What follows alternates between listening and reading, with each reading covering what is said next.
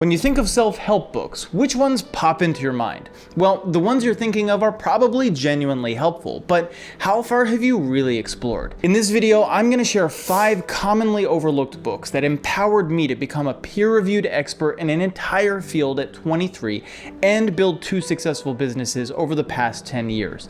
The last book on this list ties all these lessons together, so be sure to stick around to the end. The first book I'll discuss here is Beyond Good and Evil by the philosopher Nietzsche, and it was from this book that I ultimately learned that self-help lacks logical foundations.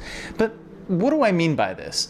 So this book, like a lot of the books on this list, isn't what you would typically think of as a self-help book. But hold your judgment, because this book, like the others on this list, affected me in fundamental ways that most of the mainstream self-help books you've probably heard of or read couldn't possibly do.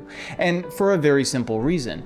It's because although typical self-help books can be life-changing, the books I'll be discussing here transformed my mind on a logical level instead of just motivating me. You see, up until my senior year of high school, I couldn't stand school. Almost everything was boring and useless to me. But that all changed when I got the opportunity to study philosophy in my final year. This class excited me. Finally, I thought, we're discussing topics that make life mean something. What is justice? What is right and wrong? Is there a difference between the mind and the brain? And yes, although I read tons of classic works of philosophy in that class, everything from Aristotle's Nicomachean Ethics to Thomas Aquinas' Summa Theologica, it was actually Nietzsche's book that influenced me the most. And actually, not because I agreed with what Nietzsche argues in this book, but in fact, the opposite. You see, up to that point, everything we read asked the question, what is moral, or what is right and wrong? And if you think about it, that's essentially what most self-help books do too. They all provide some account of what they believe is the best way to live, and essentially, without stating it explicitly, they all argue for what's called a value theory. But when I read Beyond Good and Evil, I realized Nietzsche demolished those questions altogether. He claimed that there is no morality at all, no best way to live, and that the very idea of morality was invented by the weak as a form of protection from the strong. But when I read his words, I became emotionally disturbed inside, and although I felt this way, I couldn't come up with any kind of argument against these views. Although I rejected them internally, I couldn't help feeling like Nietzsche was right. I mean, how could I prove him wrong? Well, you see, this was a necessary stage of personal development for me, because the truth is, most of us wander around our lives holding on to certain belief systems without having the courage to question them. I mean, really question them at their very foundations. But because I read this book and embraced this challenge, it ultimately helped me not only write a peer-reviewed 300-plus page book at 23, but also later to build 2 businesses and become debt-free. But how? Well, according to a theory in psychology called self-consistency theory, we hold on to beliefs that align with our identity, whether they're true or false. This includes beliefs that we aren't worthy, that we are such and such a type of person, that we should or should not be following a certain path in life, or that we can't achieve a certain goal. We also adopt entire worldviews that may or may not be correct, but deep down, our logical mind always knows the truth and continuously gnaws at us in the form of something called cognitive dissonance, which occurs when something we are faced with in life contradicts our belief system. When you experience this cognitive dissonance, this encounter with another worldview, what do? Do you try to insult or denounce the person sharing that worldview? Do you become angry and emotional? Do you hide away in fear? Or are you willing to embrace the fear and uncertainty that comes along with accepting Nietzsche's challenge? Because if you do, it might just change your life. This exercise in embracing the unknown, in the willingness to seek truth over discomfort, expanded my mind and forced me to become a better thinker. And once you step into this fear, you'll become a better, faster, and clearer thinker too. And this is one key to success that we almost never hear success gurus talking about. You see, the reason most people haven't read the books I'll share here is simple. They're really hard reads, but I don't want that to discourage you. If you can read these books and take only one key idea from each of them, it'll totally change your life. As I entered my undergraduate, I double majored in history and philosophy, and along the way, I discovered the next book we'll discuss here, The Critique of Pure Reason by Immanuel Kant. From this book, I learned creative problem solving. Now, this book is especially not an easy read. In fact, in all its more than 700-page glory, it is probably one of the hardest books you'll ever read. But stay with me here, because the payoff from reading any part of this book is tremendous. You see, we can learn a lot both from Kant's book and his life. But it's important to have some context first.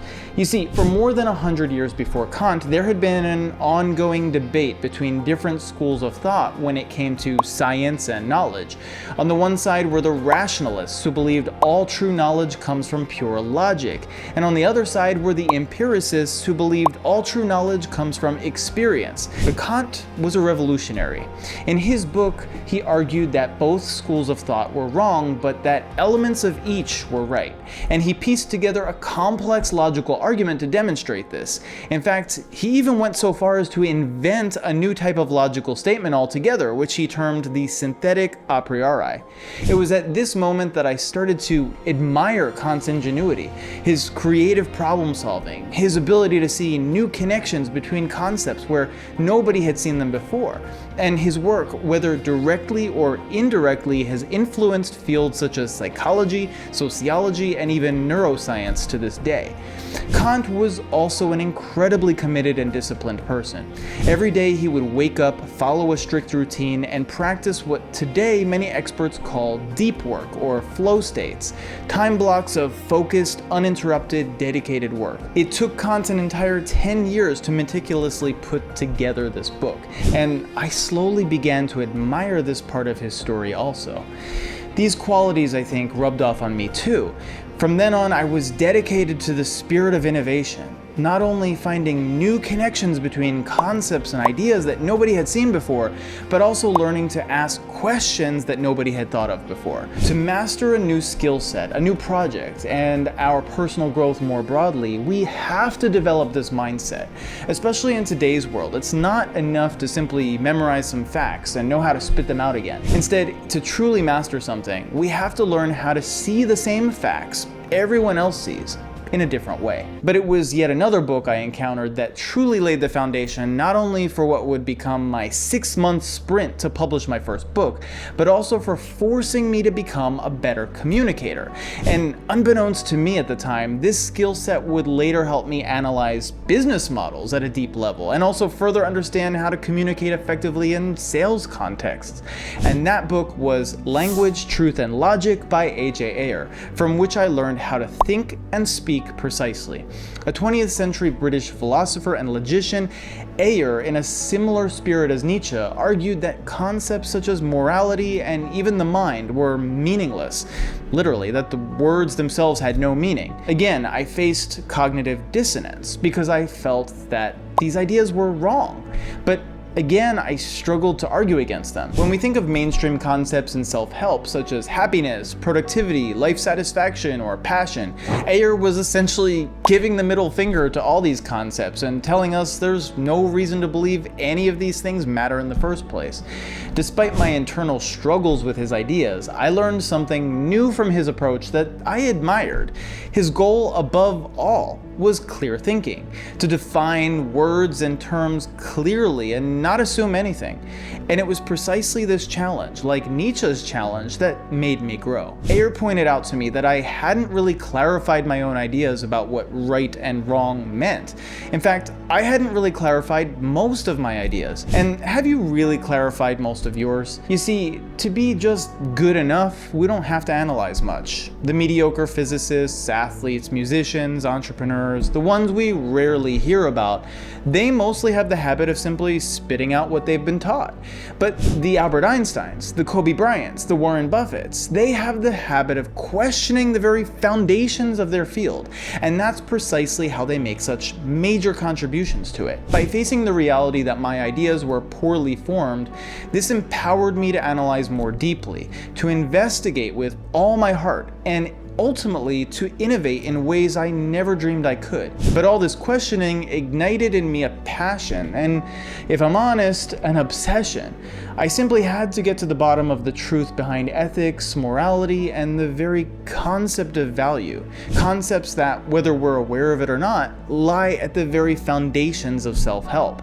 So I tore the university library apart. Okay, not literally, but what I did do was go into the library every week, rummage through every book on this topic I could find, check out 6 to 10 books at a time, and finish them as quickly as I possibly could until the next week rolled around. For at least some period of time, I kind of became known as that guy who's always lugging a pile of books around campus. I mean, I was literally constantly reading whenever I got the time to, which meant I had to carry as many books with me wherever I went. And eventually, I found the book. It was the book that changed everything and which truly set in motion a 6-month period of the most intense writing, editing, and rewriting I have ever experienced. And that book was Reason and Morality by Alan Goworth, from which I learned how to embrace the loneliness of self-mastery. As I read Goworth's book, I felt that every page was genius, and yet I asked myself why I had never heard of him or his work. This hidden gem, which was published in 1978, seemed to have been lost in the shuffle. A book filled with the most airtight, logical arguments ever for the existence of human rights, but which had never really been taken seriously by those in the wider field. And it might have something to do with the time in which he wrote it. You see, at that time, Ayer's thinking was still prevalent in philosophy, as were other ideas about morality that rejected any logical foundations for it.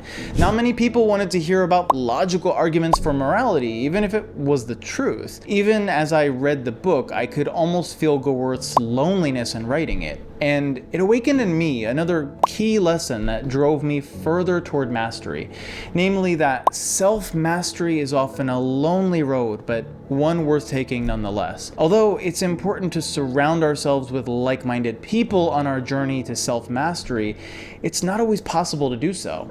People around us won't always tell us, "Congratulations for losing those 15 pounds, you're looking great." People around us won't always say to you, "You're working so hard and are so dedicated, keep going." People around us won't always acknowledge or validate our ideas or passions. But when you don't have that support, you have to remind yourself, those fitness goals, they're for you. Keep going. Those hours you're putting in, they're for you. Keep going. That new idea you have, if you believe in it, it's for you. Keep going. If nobody will congratulate or encourage you, then learn to build up the resilience you need to rely on the encouragement you give to yourself. At just about the same time I discovered Goworth's book, I discovered yet another one that, combined with Goworth's work and every other book and article I had been reading up to that point, instantly made me connect the dots that ultimately led me to the creation of a brand new value theory.